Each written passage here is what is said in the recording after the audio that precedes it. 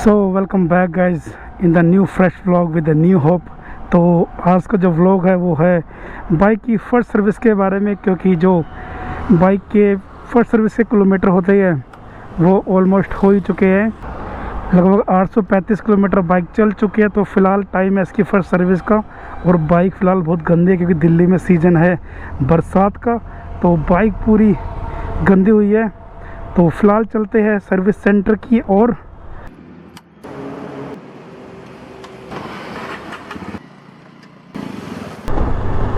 तो मुझे फ़िलहाल जो बाइक में क्या क्या दिक्कतें आई है वो आपके साथ शेयर करूंगा, और फिर देखेंगे कि पहली सर्विस के बाद बाइक में क्या चेंजेस आते हैं, क्योंकि पहली सर्विस होने के बाद काफ़ी चीज़ें बाइक में आप कर सकते हो। जैसे कि अभी मैं फ़िलहाल बाइक को 60 या 65 से ऊपर रेव नहीं कर रहा उसके थ्रोटल, तो उसके बाद थोड़ी सी स्पीड इसमें खुलेगी तो बाइक को 90-100 तक लेके जाएंगे और देखेंगे कैसा है इसका रिस्पॉन्स, कि इसमें वाइब्रेशन होता है या नहीं होता।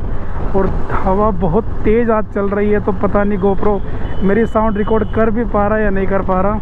तो भैया दिल्ली में तो जो मौसम है बिल्कुल कतई जहर हो रखा है, लेकिन बरसात आ गई तो अपने पास रेन गैस कैरी नहीं कर रखे मैंने, तो बरसात नहीं आनी चाहिए। और ये जो बसें चली है ब्लू कलर की, ये दिल्ली में 150 इलेक्ट्रिक बसें चली है। आई थिंक इंडिया में दिल्ली फर्स्ट है जहाँ पे कि ये बसें चली हैं। जीरो इसमें पोल्यूशन होता है एकदम। फ़िलहाल दिल्ली के अंदर क्या ऑल ओवर इंडिया जो सर्विस सेंटर है एसडी के ज़्यादा नहीं है, तो मेरे यहाँ से जो सर्विस सेंटर है काफ़ी दूर पड़ जाएगा, 20-22 किलोमीटर। और ये फ़िलहाल जिस सर्विस सेंटर पे मैं जा रहा हूँ वो है मोती नगर के पास रामा रोड पे, तो सबसे नियर बाय मेरे यही सर्विस सेंटर पड़ता है। तो देखेंगे कि वहाँ के टेक्नीशियन कैसे, क्योंकि मैंने सुबह ही उनसे बात करके अपॉइंटमेंट ले लिया था, लेकिन मैं पूरे 2 घंटे लेट हूँ। तो देखते हैं कि बाइक्स वहाँ पे होगी तो थोड़ा टाइम लग सकता है। और इसी वीडियो के लास्ट में मैं आपको बताऊँगा क्या मुझे बाइक में खर्चा पड़ा, क्योंकि पैसा भी भैया बहुत इम्पोर्टेंट होता है। तो ये जो सर्विस है मैं थोड़ी सी पहले करवा रहा हूँ, क्योंकि अभी जो किलोमीटर हुए हैं वो 837 हुए हैं, और जाते जाते ये पहुँच जाएंगे 850 तक। तो या तो 1 महीना हो जाए आपको बाइक को परचेज़ करे हुए, या फिर 1000 किलोमीटर हो जाए। तो 100 किलोमीटर पहले सर्विस हो जाएगी तो उससे कोई भी दिक्कत नहीं है, बाकी बढ़िया ही है। तो बाइक में दिक्कतें थोड़ी सी मेरे को आ रही है, वैसे तो अब तक कोई दिक्कत नहीं आई बाइक के अंदर, लेकिन जो मैं फ़ील कर रहा हूँ वो मैं आपके साथ शेयर करता हूँ। और इसी वीडियो में लास्ट में शेयर करूँगा कि पहली जो सर्विस है इसकी क्या कॉस्ट मुझे पड़ रही है। तो पहली दिक्कत तो इसके अंदर ये है कि जो इसका ये फ्रंट ब्रेक का जो लीवर है तो ये जब बाइक अपने साइड स्टैंड पे खड़ी होती है उस टाइम जो प्रेशर होता है आई थिंक वो लूज़ हो जाता है, और ये बहुत ही ज़्यादा मतलब कि ढीला हो जाता है। तो शायद इसके अंदर मैं ऐसा एज्यूम कर रहा हूँ कि इसके अंदर एयर आ गई, या फिर जो ऑयल का लेवल है वो कम है। तो बाकी जो भी होगा टेक्नीशियन इसको ज़्यादा बेहतर समझ पाएंगे। और दूसरी चीज़, जब बाइक खड्डे में जाती है तो पीछे से बहुत ज़्यादा आवाज़ आती है। मैं आपको रोक के दिखाता हूँ ज़रा बाइक।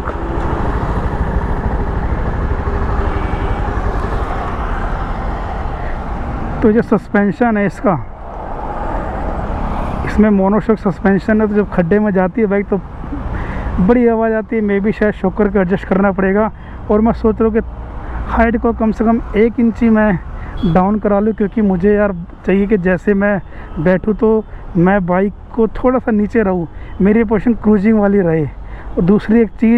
और दूसरी चीज़ गोप्रो दिखाए ना, इसमें एक स्ट्रिप होती है ये निकली हुई है, तो मुझे पता नहीं है ऐसी होती है या लगी होती है, तो वो भी पूछना पड़ेगा। तो फ़िलहाल तो बस यही सीन है कि बरसात ना आए, वरना जो अपना मोटो व्लॉगिंग है सारा हो जाएगा चौपट। तो बैटरी लो हो गया, लेकिन अच्छी बात है कि जो ये एडवेंचर के अंदर है इनबिल्ट दिया जाता है चार्जिंग का स्लॉट, जो कि फास्ट चार्जिंग को सपोर्ट करता है। और स्टैंड बाय के लिए एक और मेरे को लगवाना पड़ेगा। तो फ़िलहाल मुझे लोकेशन ढूंढनी है, जिसका गूगल बाबा दिखा रहा है 5 किलोमीटर और जाना है मेरे को। फिर अजीब सी लोकेशन के ऊपर है ये सर्विस सेंटर। कहाँ हो तुम, वो लगा बोर्ड जावा लिखा है, ये तो लिखा नहीं।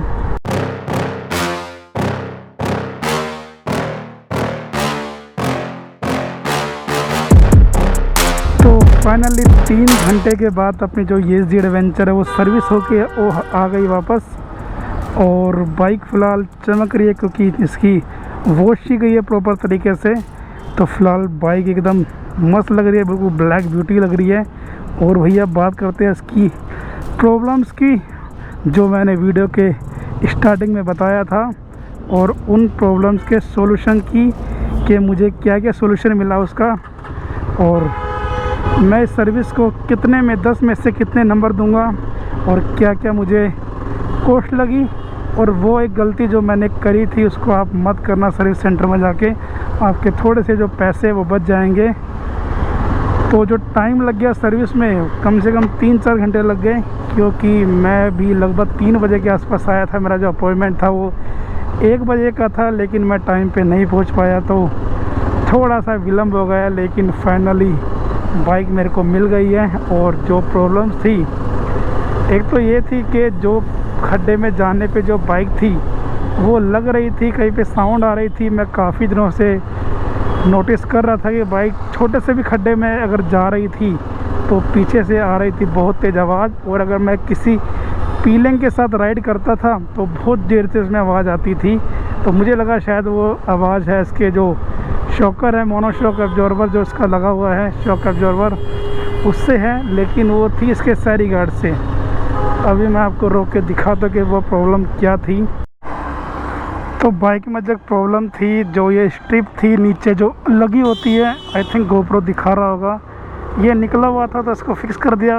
इधर से थोड़े स्क्रू जो ढीले थे स्क्रू उसको फिक्स कर दिया। और जो ये जो सैरी गार्ड है, ये इस वाले जो ये बोल्ट है इसके ऊपर टकरा रहा था, तो थोड़ा उसको उन्होंने इसको इस तरफ कर दिया ताकि उसके ऊपर टकराए ना। और बाकी जो ये जिसकी मैं बात कर रहा था, जो गियर लीवर की इसमें एयर बबल बने हुए थे, तो इसको भी फिक्स कर दिया। बाकी ओवरऑल जो बाइक की सर्विस है वो प्रॉपर तरीके से हो चुकी है। और जो कूलेंट था उसको भी टॉप अप किया गया है।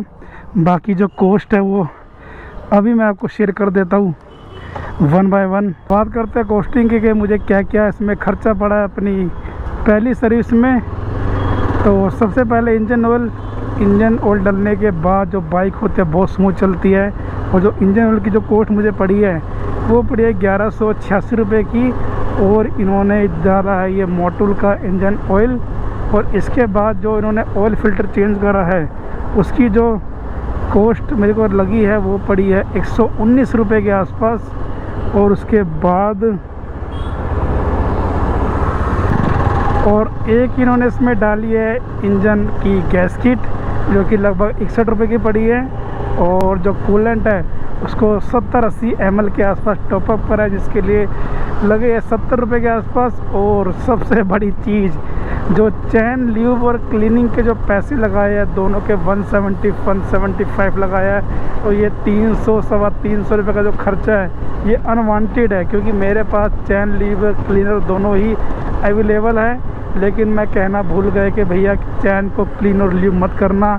तो ये मुझे जो 300-350 रुपये ही एक्स्ट्रा पे करने पड़े हैं, वरना जो टोटल जो कॉस्ट है वो 1825 के आसपास है। तो मेरे को वो 1400 रुपये के आसपास पड़ती। तो एक इस वीडियो में आपको एक टिप मिलेगा कि भैया चैन ल्यूब क्लीनिंग मत कराना। अगर आपके पास अवेलेबल है, अगर आपके पास अवेलेबल नहीं है तो वो आपकी चॉइस है कि आप कराओ या ना कराओ। तो टोटल जो खर्चा पड़ गया अपने को वो पड़ गया 1825 रुपये का। और बाइक फ़िलहाल स्मूथ चल रही है। तो भैया इनकी सर्विस को मैं दूंगा 10 में से 8 नंबर। और 2 नंबर कटी है इनके हॉस्पिटलिटी को लेकर, क्योंकि वो प्रॉपर कस्टमर को ट्रीट करने का इनके पास अभी ऑफिस वगैरह कुछ नहीं है, तो 2 नंबर से कट जाएंगे। बाकी टेक्नीशियन से ज़्यादा बात नहीं हुई, क्योंकि उधर लगा रखा था कि वीडियोग्राफी नॉट अलाउड। पता नहीं कि ऐसा ये छिपके बाइक में क्या करते हैं जो वीडियोग्राफी नॉट अलाउड। तो ओवरऑल बाइक मेरी फ़िलहाल स्मूथ चल रही है। और कल बाइक को थोड़ा सा रेव करेंगे, क्योंकि अभी तक मैं 60-65 की स्पीड पे बाइक को मेंटेन कर रहा था। लेकिन फर्स्ट सर्विस जो है वो हो चुकी है, तो बाइक की थोड़ी अब स्पीड अप करेंगे और इसको 80-90 और मैक्सिमम बाइक कहाँ तक जा सकती है, वो कौन सी स्पीड है कांस्टेंट जो हम मेंटेन कर सकते हैं, वो भी एक अगली वीडियो में चेक करेंगे। तो इस वीडियो में फ़िलहाल इतना ही, और आप मुझे इंस्टाग्राम के ऊपर भी फॉलो कर सकते हैं, सेम अकाउंट है इट्स मी अंकुश के नाम से। So thanks for watching, it's me Ankush, it's over and out.